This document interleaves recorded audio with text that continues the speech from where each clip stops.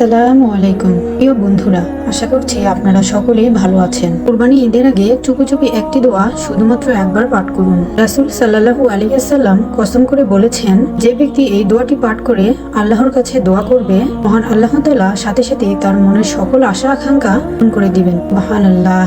দর্শক, কিন্তু মহিমান্বিত ঈদের মাস চলছে, তারপরে আবার সামনে কুরবানির ঈদ। এই মাসে এমন একটি দিন রয়েছে যা 10,000 দিনের সমান মর্যাদাপূর্ণ।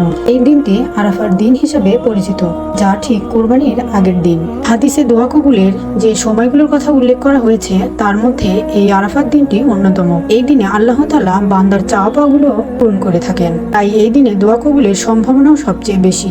এজন্য আমরা এই দিন বেশি থেকে বেশি দোয়া করব। আমাদের মধ্যে যাদের মনের আশা আকাঙ্ক্ষা অনেক দোয়া করছেন, কিন্তু কোনোভাবে যাদের দোয়া কবুল হচ্ছে না, তাদের জন্য আজকে আমি এমন একটি দোয়া নিয়ে হাজির হয়েছি।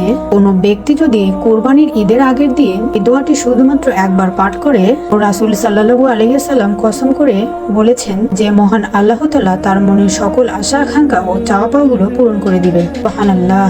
এখন আমরা সেই দোয়াটি সম্পর্কে জানব। হযরত আব্দুল্লাহ ইবনে রুবাইদাহ আল আসলামী রাদিয়াল্লাহু তাআলা আনহু তার বাবা থেকে বর্ণনা করেন, তিনি বলেন যে রাসূল সাল্লাল্লাহু আলাইহি ওয়াসাল্লাম ইরশাদ করেছেন, যে ব্যক্তি এই দোয়াটি পাঠ করে আল্লাহর কাছে দোয়া করবে, আল্লাহর কসম মহান আল্লাহ তাআলা তার সকল দোয়া কবুল করে নেবেন এবং তার মনের সকল আশা আকাঙ্ক্ষা পূরণ করে দিবেন। সুবহানাল্লাহ। দোয়াটি হলো, আল্লাহুম্মা ইন্নী আসআলুকা বিআন্নী শাহাদু আন্নাকা আনতা লা ইলাহা ইল্লা আনতা আল আহাদুস সামাদুল্লাযী লাম ইয়ালিদ লাম ইউলাদ লাম ইয়াকুল লাহু কুফুয়ান আহাদ। তিরমিজি। ঈদের আগের দিন অর্থাৎ আরাফার দিন এই দোয়াটি পড়ে আল্লাহর কাছে আমরা দোয়া করতে ভুলব না। আমাদের মনের যত ইচ্ছা আকাঙ্ক্ষা এবং চাওয়া পাওয়া আছে, যত হাজত আছে, তা একাগ্রতার সাথে আমরা মহান আল্লাহর কাছে পেশ করব।